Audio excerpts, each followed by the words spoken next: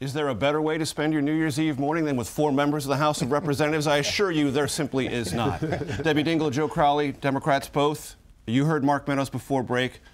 Walk us through the Democratic point of view on putting together a budget, raising non-defense spending in ways the president can get happy with his defense spending increase. Well, I would first say to you that I don't totally agree on the approach on Iran, but I do agree we've got to support the Iranian people, and that's the most important thing we need to do. And national security is, without question, our #1 priority. A third of our national security budget is in the non-defense spending, and we need to be worried about that. And we do.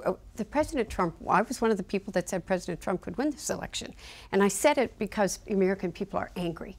They're tired of the partisan bickering and they want to see us get things done, but they're scared. They haven't lost that anxiety and that fear that's in their souls from the last time the market collapsed. You've got people, West Virginia, people in my district who worked a lifetime, put money into their pension. They're retiring. Suddenly the money's not there. We've got a moral responsibility to figure this out. You've both mentioned pensions. What are you talking about with Congress dealing with pensions? What do you want to see happen? What legislation are we talking about? Well, there is a bill right now named after a Teamster who died in Ohio trying to fight for this, which actually would not ultimately cost the government money. It would be a way of funding a way to bonds, like municipal bonds, but it's a backup pension obligation. Backup pension, long term. And we need to do something. I mean, these are people, these guys are, they're crying in my arms. No, we bailed out the banks, and we need to bail out the individuals who were hurt tremendously by that the 08 crash. Who lost pensions, allowances, and guarantees. Who have less than half their pension coming to them that they were guaranteed. As a result of the Great Recession. Yep.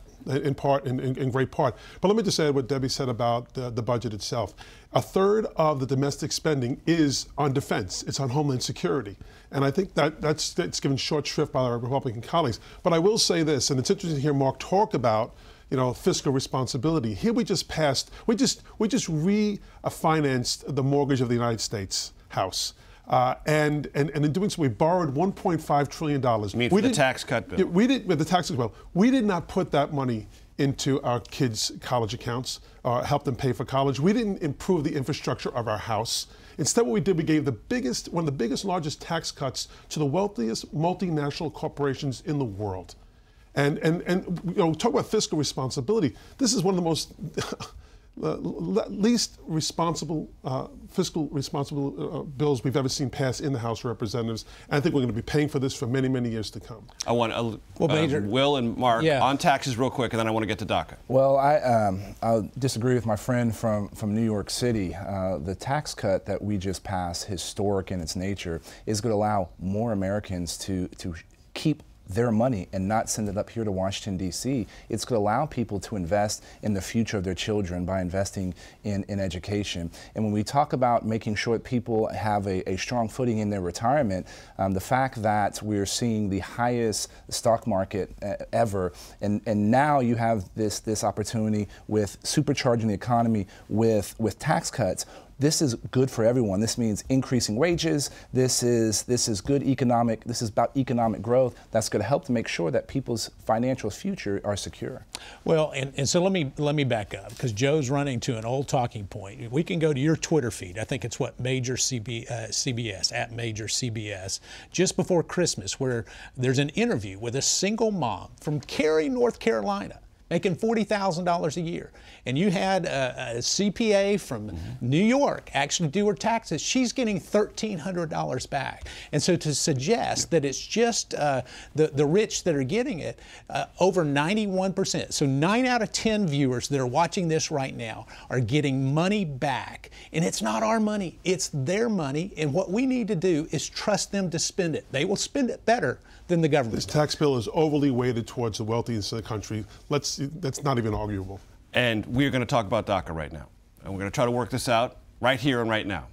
The president said, Joe Crowley and Debbie Dingell, DACA can be done, but there has to be money for the wall, and there has to be an end to chain migration and something done on the visa reform as part of immigration. Those are the terms set forth by the president. Acceptable or unacceptable? We need to do DACA clean.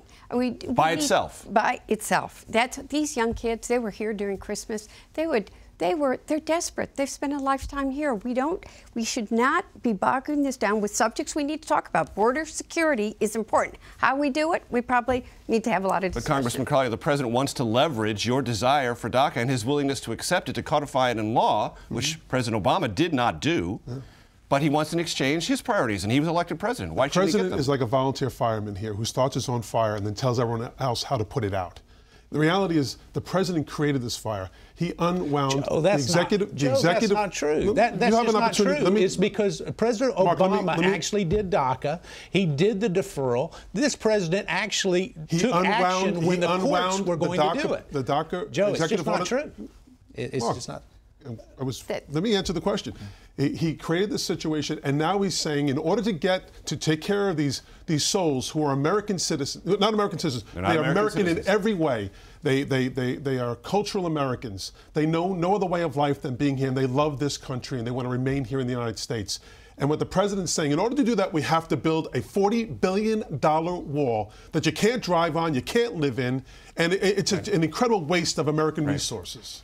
Hard time. We got 30 seconds, Will Hurd. The obligation is yours. We can do this together, but we have to do this together. We can have smart solutions to border security, and we can solve this problem in a narrow fashion for these dreamers who have only known the United States of America as their home. The good thing is nobody's talking about deporting 1 million kids, and so we can start. They are talking about deporting families. Nobody who's reasonable. And them as well. Nobody's who's reasonable and who's going to solve this problem. The president's not being reasonable here. I'm dealing with ICE every day in my district. Debbie, Joe, Will, Mark. First name only basis. We're going to deal with it that way. Thank you very much. Happy New Year to you all. Happy New Year. Happy New Year. And we will be right back.